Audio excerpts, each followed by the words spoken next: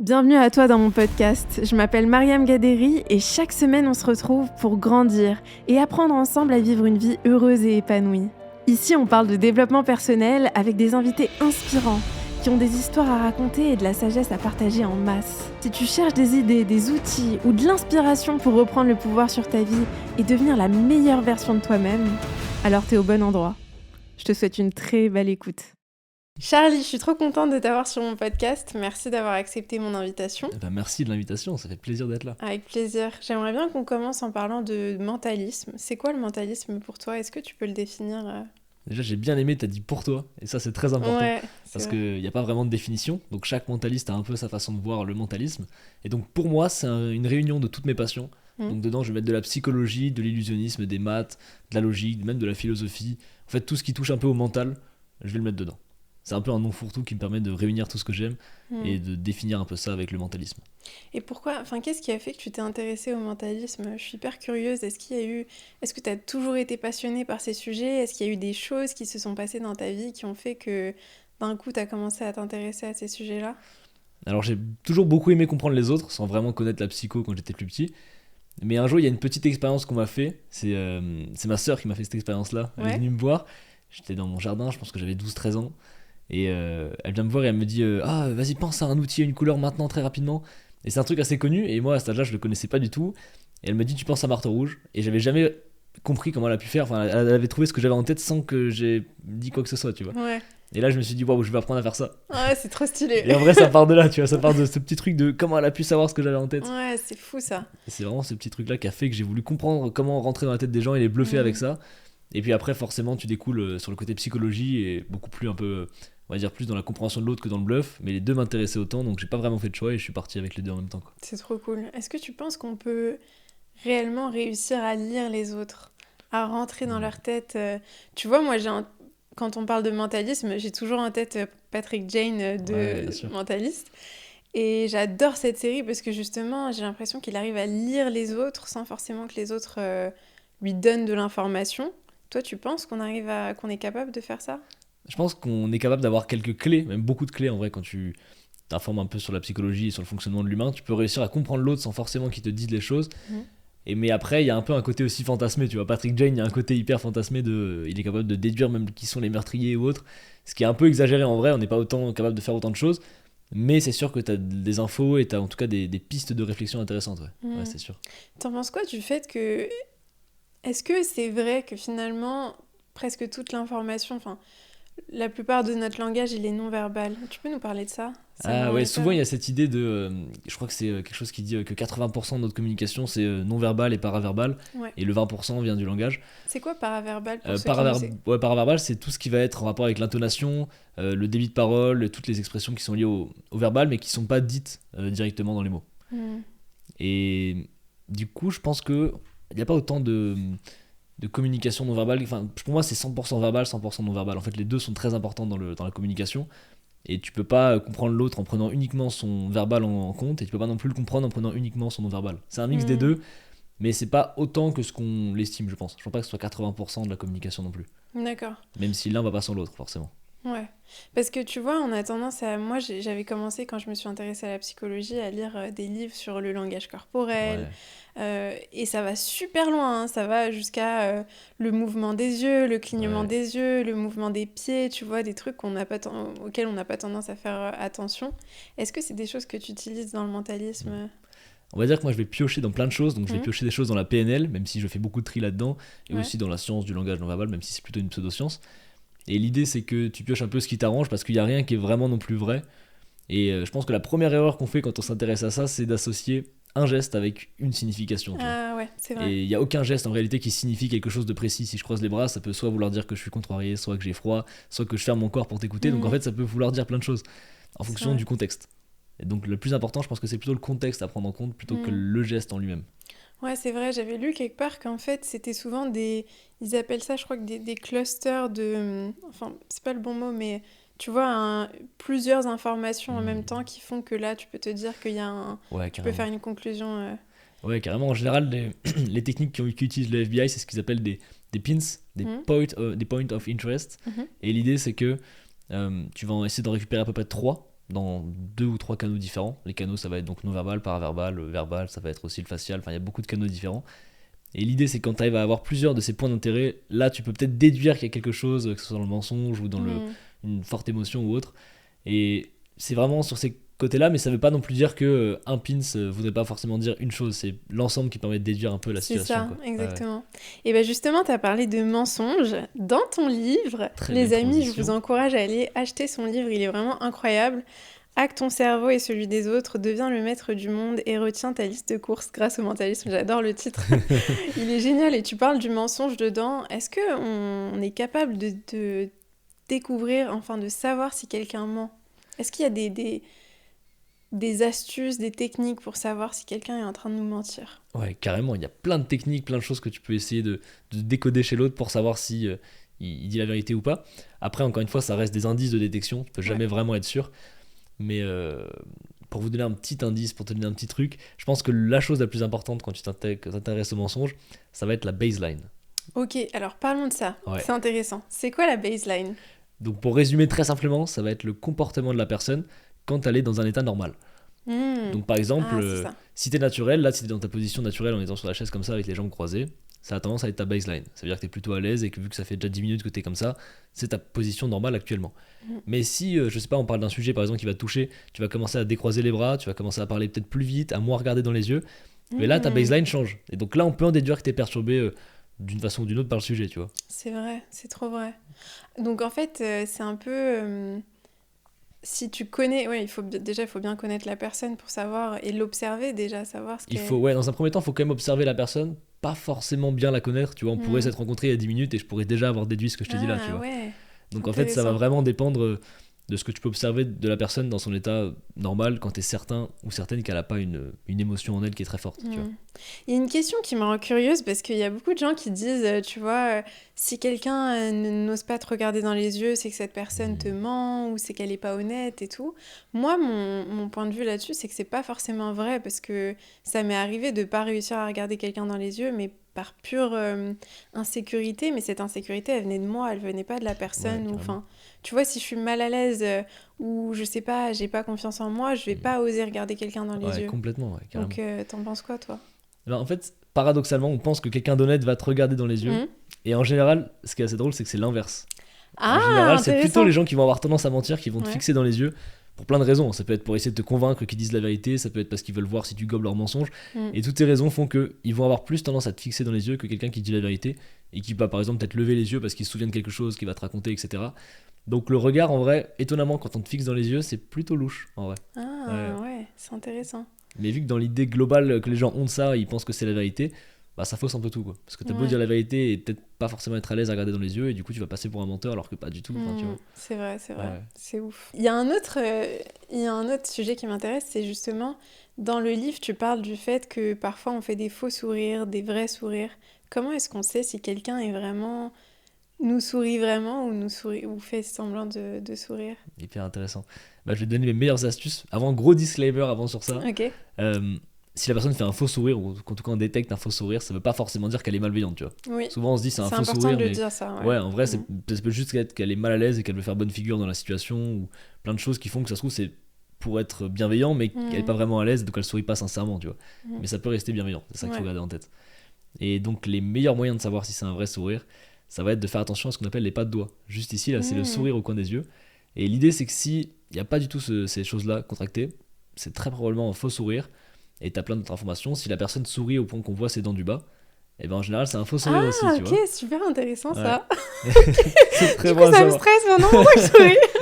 Ok, trop bien. Après, toujours à mettre en baseline, parce que si la personne a une lèvre peut-être qui descend très bas quand elle sourit, ben, naturellement, elle le fait. Donc c'est pas. Par contre, si d'habitude elle n'a pas cette vision des dents du bas, là on peut se dire ah c'est louche. Tu vois, donc toujours à mettre en contexte quand même. Ouais, c'est vrai, c'est important.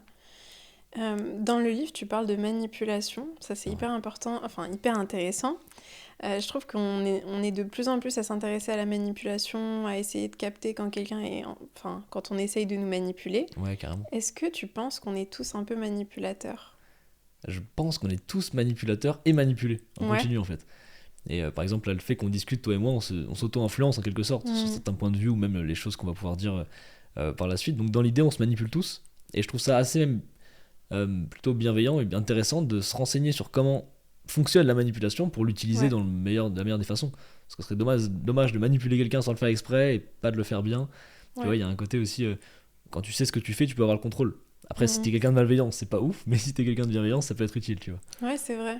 Ouais, Est-ce que tu penses du coup qu'il y a des bonnes formes de manipulation? Pour toi, c'est quoi la différence entre manipulation et influence?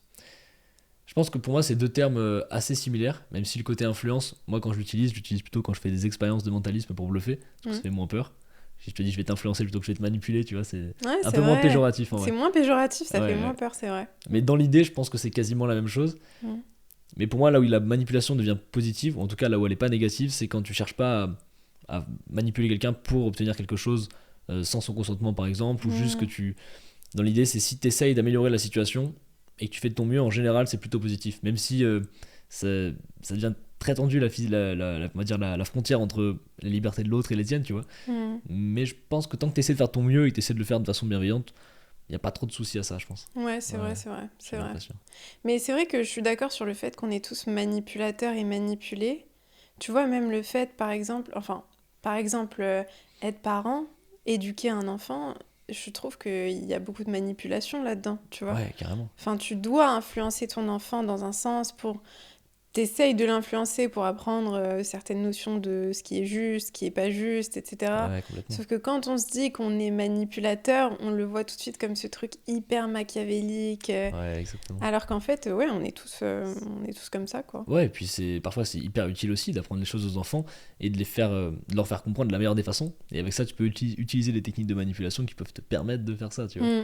C'est vrai. Donc, ouais, carrément. Donc c'est sûr que c'est pas forcément négatif. Mais vu que le terme manipulation est péjoratif, on a tendance à se dire non, c'est négatif. Ouais, c'est clair. Et je suis curieuse, parce que vu que tu parles beaucoup du cerveau, est-ce que quelque chose qu'on entend souvent, c'est on n'utilise que 10% de nos capacités cérébrales, on n'utilise pas le plein potentiel de notre cerveau. Est-ce que c'est vrai ça? Est-ce qu'il y a des... parce que j'entends tellement de choses différentes là-dessus. Ouais, carrément. Est-ce qu'on n'utilise que très peu de... Alors, on utilise tout notre cerveau en continu. On utilise vraiment toutes les parties du cerveau. Après, on n'utilise pas 100% du cerveau constamment, parce qu'il y a des parties qui sont là plutôt qui vont s'activer quand on dort, d'autres quand on réfléchit, quand on pense, quand on médite, quand on dort, quand on lit. Et donc ça va dépendre des activités qu'on fait, mais on utilise toutes les parties du cerveau. Après, tout dépend aussi de ce que tu fais et de l'intensité dans laquelle tu vas le faire, parce que peut-être qu'il y a des parties qui vont plus s'activer quand tu vas apprendre beaucoup tous les jours, ou si tu n'apprends pas et que tu vas peut-être faire de la musique, ça va activer d'autres parties.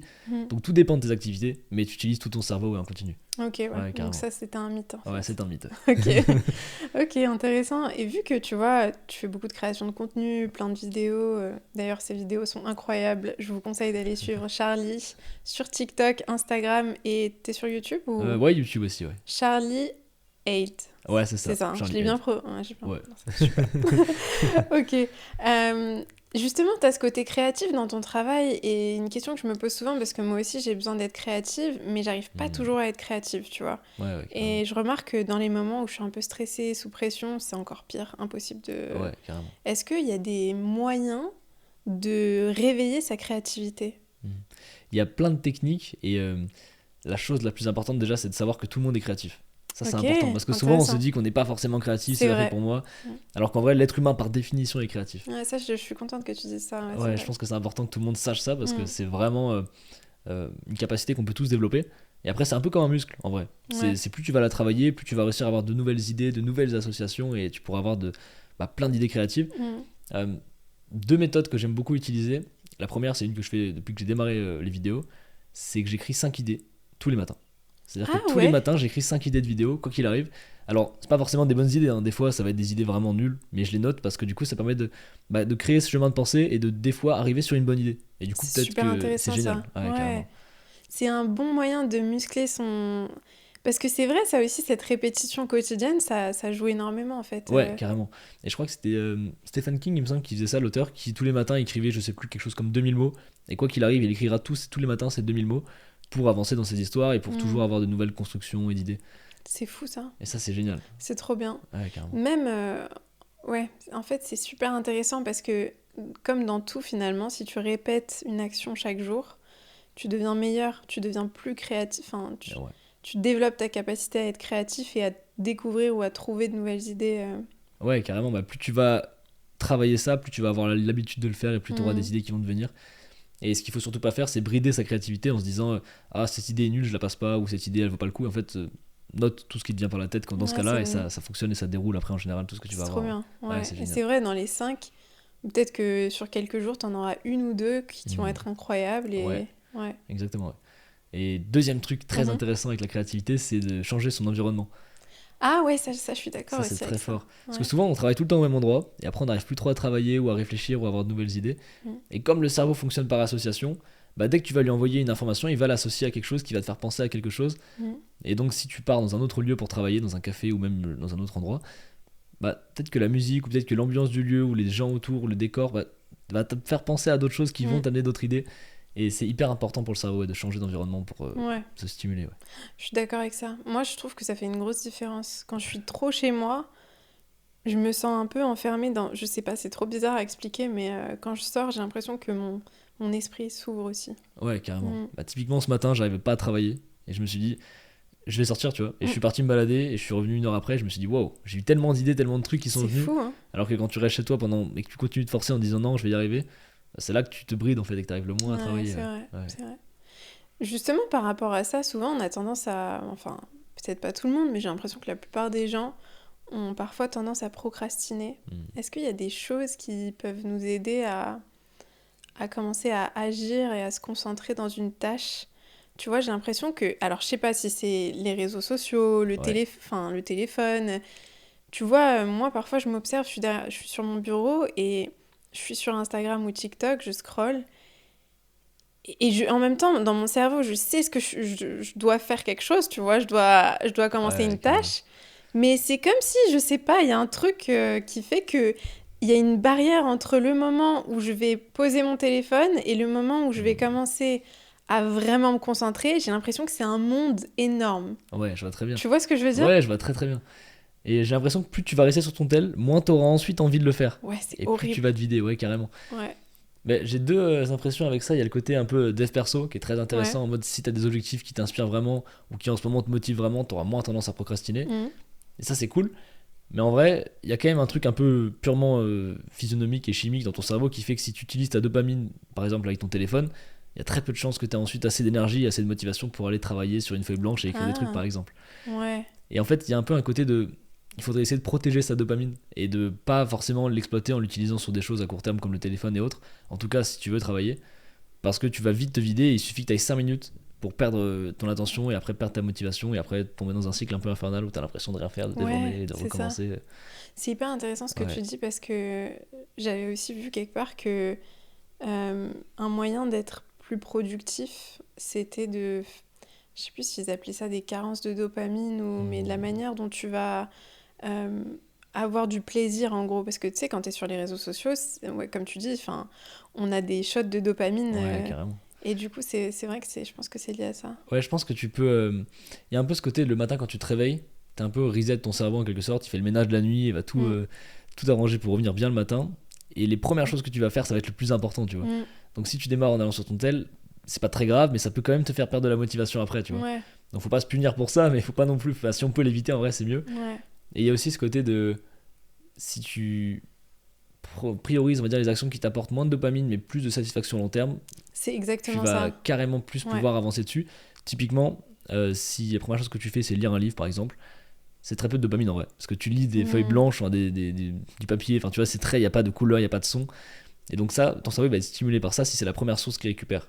Après, si tu prends un téléphone et qu'ensuite tu passes sur un livre, là tu vas tout de suite t'ennuyer sur le livre parce que tu passes d'une zone... Mais c'est super intéressant, ouais, c'est vrai que c'est ça. Ouais, carrément. Donc je pense que le côté prioriser les actions qui sont peut-être les un peu plus relous au début, en fait c'est le terme relou on va dire, dans le sens où tu vas peut-être prendre moins de plaisir à lire un livre qu'à aller sur ton tel. Mais si c'est des actions qui sont importantes pour toi, fais-les d'abord et après tu pourras aller chercher ta dopamine ailleurs, entre guillemets, quoi. Ça fait un peu robotique de dire ça comme ça. Non mais c'est vrai ce que tu dis. Parce qu'en plus, quand tu fais ça, et surtout dès le matin, tu te donnes un sens d'accomplissement dès le début de ta journée, en fait. Et ça, c'est trop... Ouais, carrément. T'arrives, toi, à couper un peu avec ton téléphone Moi, j'ai mis en place une technique avec mon téléphone, parce qu'on va pas se mentir qu'on a tous des galères, j'ai l'impression, avec ça. J'ai une application qui m'empêche littéralement d'aller sur les applications. Sérieux? Ouais. Oh, c'est trop bien. Ça s'appelle OneSuck, pour ceux qui veulent, c'est gratuit, je crois. Elle est gratuite, il me semble. Et l'idée, c'est que... dès que tu ouvres une application, Mhm. elle va t'envoyer un message. Donc typiquement, elle va te faire un peu galérer. Par exemple, tourne 10 fois ton téléphone si tu veux vraiment aller sur Insta. Et elle envoie aussi des messages un peu. Parfois, elle te met juste toi en vidéo et tu te vois et elle te dit est-ce que tu veux vraiment aller là-dessus ou pas. Est-ce que c'est conscient ou est-ce que c'est Waouh, assez. c'est génial ça. Il y a un peu un déclic de. Est-ce que des fois c'est pour le travail donc tu dis ouais j'y vais et des fois tu te dis est-ce que j'ai vraiment envie ou j'ai cliqué par automatisme. Mais ça t'aide vraiment C'est-à-dire que ça m'empêche d'aller sur l'application carrément. Si je veux y aller, ça me prend à peu près 1 ou 2 minutes pour ouvrir l'appli, tu vois. C'est génial. OneSec, ça s'appelle? Ouais, comme one second, mais sans le. Ok, trop bien. Bah moi, je vais la télécharger. C'est vraiment pratique en vrai, C'est de trop, ouf. trop Ouais, bien. c'est génial. Et un autre, bah, justement lié à la concentration, au fait Ouais. de réussir à se concentrer sur des tâches, est-ce que t'as des conseils pour réussir à vraiment rentrer dans des états de concentration profonde? Parce que justement, moi je sais que la méditation par exemple ça m'a aidé. Ouais. Le fait d'essayer de me focaliser sur rien ou de me focaliser par exemple sur ma respiration, Ouais. juste travailler ma capacité à me concentrer sur une chose que je choisis intentionnellement. Est-ce que toi il y a des choses qui t'ont aidé ou que tu pourrais partager? Moi, la technique que j'aime beaucoup pour la concentration, c'est mettre une playlist de musique Ah ouais, qui trop bien. revient à chaque fois que je vais me mettre en mode concentration. Et ce côté-là, ça fait un peu, j'ai l'impression que ça me fait switcher un peu dans ce mode Mm. de ok, c'est toujours la même musique qui démarre à ce moment où je vais travailler, donc je sais que ça redémarre en boucle et que je vais direct être focus, tu vois. Après, la meilleure en vrai astuce, je pense que c'est littéralement, si tu as la possibilité, c'est de couper internet ou de couper ton téléphone. Parce qu'en fait, Mhm. il y a même des études qui montrent que si tu as ton téléphone dans ton champ de vision, tu perds de la concentration. Rien que le fait qu'il soit posé dans ton champ de vision. Mais oui, Ça, c'est mais ouf. tu sais que c'est fou parce que vraiment j'ai l'impression que c'est vrai. Et d'ailleurs, j'avais vu une vidéo de Simon Sinek, je sais pas si tu vois Ouais, qui c'est. Simone Sinek, ouais, génial. Ouais, je Ouais, j'adore. l'adore. Ouais, j'adore. Incroyable. Et justement, il parlait de ça et tu sais quoi, je pense que ça m'a fait un déclic cette vidéo parce qu'il parlait du fait que si par exemple, on est là tous les deux, on discute ensemble et je sais pas, disons qu'on prenne un café. On discute, on échange, mais il y a mon téléphone. Mon téléphone est comme ça, mais Ouais. il est présent avec nous. Le fait que juste le téléphone soit présent, c'est comme s'il y avait une troisième présence en fait. C'est Ouais. hyper bizarre. Ouais, carrément. Et je trouve que Et c'est trop vrai. c'est hyper paradoxal un peu parce que tu dis qu'il est éteint, il est posé sur le côté. Mm. Mais il y a ce côté aussi de, comme je l'ai dit tout à l'heure, le cerveau fonctionne par association. Donc s'il voit ton téléphone, il suffit d'une fraction de seconde pour que tu te dises ah j'avais telle personne à qui je devais envoyer un message, ou ah j'avais tel truc, ou ah Mm. putain j'ai reçu ce message là, j'ai pas répondu. Et Ouais. là du coup bah, tu te défocuses de la conversation en fait. Et juste parce que tu l'as vu éteint posé sur la table en fait. C'est exactement ça. Ouais. Ouais, donc c'est vrai qu'il faut s'entraîner. Par exemple, là en ce moment, j'essaye de m'entraîner à ne pas laisser mon téléphone dans ma chambre quand je dors. Ok. Et ça, c'est dur. Ouais. J'ai du mal. Ouais, carrément. J'ai beaucoup de mal. Franchement, Alors, le téléphone c'est une vraie galère entre c'est guillemets. super C'est dur. Hein. hyper pratique et hyper dangereux un peu je trouve le téléphone. Ouais, c'est vrai. Vraiment un double tranchant ouais. Et dans le livre, tu parles de quelque chose que j'ai trouvé intéressant qui s'appelle l'étiquetage pour mieux gérer ses émotions. Est-ce que tu peux nous en parler en fait? Je trouve que c'est super intéressant comme technique pour justement donner un nom à ses émotions Ouais. et mieux les gérer. Ouais, carrément. Bah, pour résumer un peu, c'est une étude qui avait montré que quand tu verbalises et quand tu étiquettes littéralement tes émotions, donc quand Ouais. tu dis ce que tu ressens au moment où tu le ressens, bah, ça réduit l'activité dans ton cerveau, donc au niveau de l'amygdale, c'est un peu une partie qui gère les émotions, bah, ça réduit son activité, ce qui fait que tu vas vivre moins intensément les émotions négatives. Et en plus, c'est tout bénef parce que ça inverse aussi, quand c'est des émotions positives, bah, ça va avoir tendance à les mettre en valeur. Mm. Et donc l'idée, c'est que quand tu vas te sentir triste, rien que le fait de dire ok, je me sens triste, et là ça va atténuer ta tristesse et tu vas instantanément te sentir moins triste. Et pareil pour la colère, pareil pour le stress, etc.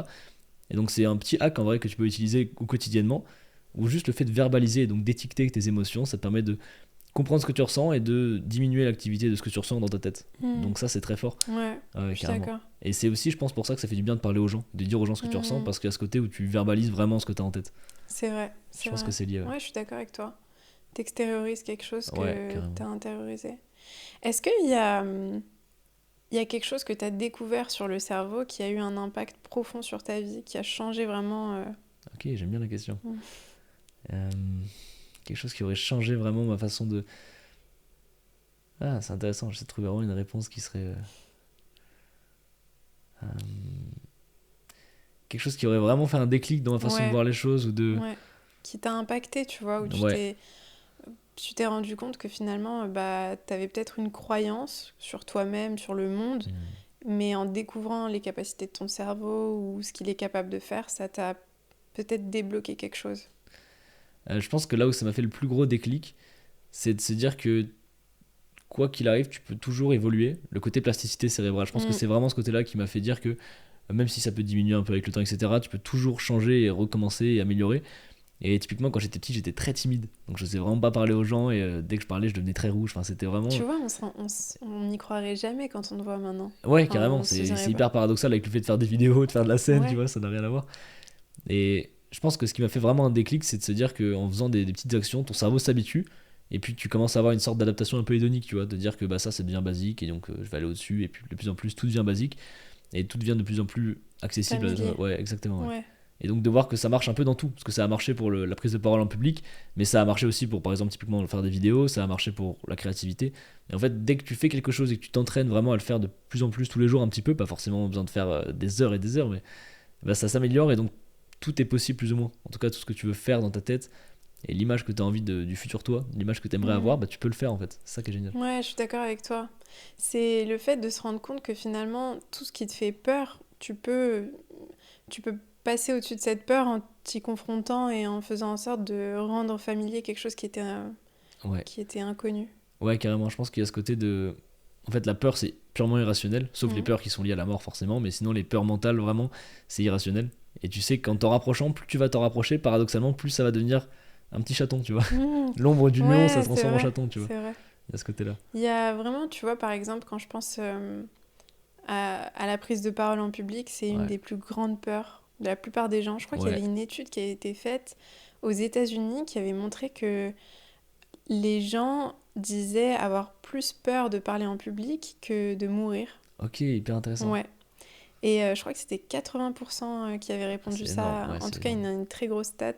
Et ça m'avait vraiment marqué. Je me suis beaucoup posée dessus parce que moi, j'ai toujours eu super peur de parler en public. C'est la chose que je veux le plus faire dans ma vie et en même temps celle qui me terrifie le plus. Et j'ai l'impression que c'est lié à notre peur du rejet ou notre peur de pas être... je sais pas. Je me demande, justement, toi qui étais timide avant, comment est-ce que tu as fait pour parler en public? Aujourd'hui, tu as l'air de super bien te débrouiller dans ce domaine. Ouais, aujourd'hui, j'ai plus vraiment de problème avec ça. Et typiquement, j'ai vraiment démarré avec des actions très basiques. Ouais, en fait, j'ai vraiment démarré avec des choses... J'étais avec mon meilleur pote, et on allait j'étais à Nice à l'époque, et tous les mercredis après-midi, on allait sur la promenade des Anglais, et on parlait à des gens. Et vraiment, les premiers jours, c'était... bonjour, vous avez l'heure, et on était vraiment terrifiés de faire ça. On n'arrivait pas, des fois on mettait 1 heure avant de parler à la première personne, tu vois. Waouh, c'est ouf. C'est vraiment, on n'osait pas, et puis semaine après semaine on s'est rendu compte qu'on pouvait aller un peu plus loin. Donc au début on commençait à leur demander un peu plus de détails, par exemple vous passez une bonne journée, les gens sont en mode qu'est-ce qu'il fait, mais au final tu parles un peu avec eux. Et puis après on commençait à faire des blagues, après on leur disait où est la mer, alors qu'on était vraiment sur la promenade au bord de la mer, tu vois. Donc on faisait un peu des vannes sur ça, et puis plus en plus tu prends du plaisir, et après tu dis ok maintenant ça me challenge plus vraiment de parler à des inconnus, donc tu essaies d'aller un peu plus loin, ouais c'est ça. Et puis step après step, en vrai, tu t'améliores et là où c'est satisfaisant, c'est que le progrès est très rapide en fait. Tu te rends compte qu'après 2, 3, 4 essais, tu vas déjà être beaucoup plus à l'aise. C'est un super conseil ça, d'y aller étape par étape et de, peu importe à quel stade on est, de se dire bah là, comment est-ce que je peux me challenger un peu, sortir de ma zone de confort un petit peu et petit à petit. Et justement, ça me fait penser à ta vidéo dans le métro que j'ai adoré, mais vraiment adoré. Vraiment, pour moi, c'est la meilleure vidéo que j'ai vue sur les réseaux sociaux. Je te le dis. Non, vraiment. Merci beaucoup. Parce qu'elle m'a vraiment marqué, cette vidéo, dans le sens où t'es pas juste chez toi. Alors, pour redonner du contexte, t'es dans le métro et tu parles du regard des autres. Et à quel point les peurs qu'on a sur le regard des autres, on les projette, alors que finalement, les autres ne pensent pas vraiment à nous. Ils sont vraiment focalisés sur eux-mêmes et eux-mêmes projettent leur peur sur nous. Enfin bon, c'est hyper intéressant ce que tu dis. Et en fait, ce qui m'a marqué, c'est que t'es pas juste dans ton canapé comme ça, derrière ta caméra, à parler du regard des autres. T'es dans le métro, il y a des gens, les gens te regardent, donc t'es vraiment confronté au regard des autres pendant que tu fais cette vidéo. Est-ce que tu peux nous parler du regard des autres? Pourquoi est-ce qu'on a tant peur du regard des autres? Et aussi, pourquoi finalement c'est une illusion d'avoir cette peur? Je pense que déjà, il y a un côté... peur du rejet, comme tu l'as dit tout à l'heure. Il y a ce côté où je pense que c'est une théorie évolutionniste, donc elle est intéressante. Dans l'idée, c'est que dans l'évolution, si tu te fais rejeter, tu sors du groupe et tu as peu de chances de survivre. Donc forcément, ton cerveau, il fait tout pour éviter de se faire rejeter par peur de mourir. Sauf qu'aujourd'hui, c'est totalement irrationnel. C'est-à-dire que si tu vas dans le métro crier bonjour, là, il va rien se passer du tout. Même si tu te fais rejeter par les gens, tu vas survivre et il n'y aura aucun problème avec ça. Donc j'ai l'impression qu'il y a un peu ce côté de réflexe de survie qui nous est maintenant inutile en fait. Et je pense que c'est là peut-être une des raisons principales pour lesquelles on n'ose pas parler en public et on a toujours peur que les gens nous jugent et que ça se passe mal. Et ce qui est marrant, c'est que la plupart du temps, les gens sont sympas. Quand tu parles en public, t'as toujours peur qu'il se passe un truc. T'imagines le pire et les gens sourient ou rigolent ou applaudissent et tu dis ok, cool. Ouais, en vrai, ça finalement. Mais aussi, je trouve que les gens respectent le fait de monter sur scène ou de prendre la parole devant tout le monde parce que on a tous, je pense, le même. Enfin, je pense que la plupart des gens auraient peur de faire ça, donc ils respectent l'acte en lui-même. Ouais, je pense que souvent les gens vont se dire waouh, j'aurais pas fait ça. Ouais. Et c'est ça qui fait qu'ils vont justement t'écouter et trouver ça vraiment cool.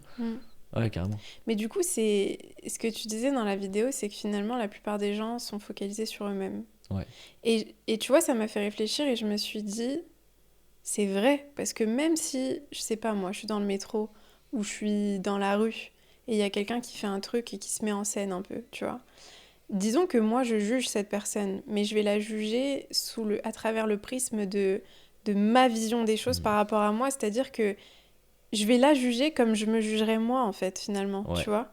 Et si moi, je me jugeais pas, je serais incapable de juger cette personne, tu vois ce que je veux dire ? Ouais, donc finalement, c'est juste que je projette mon propre jugement sur elle.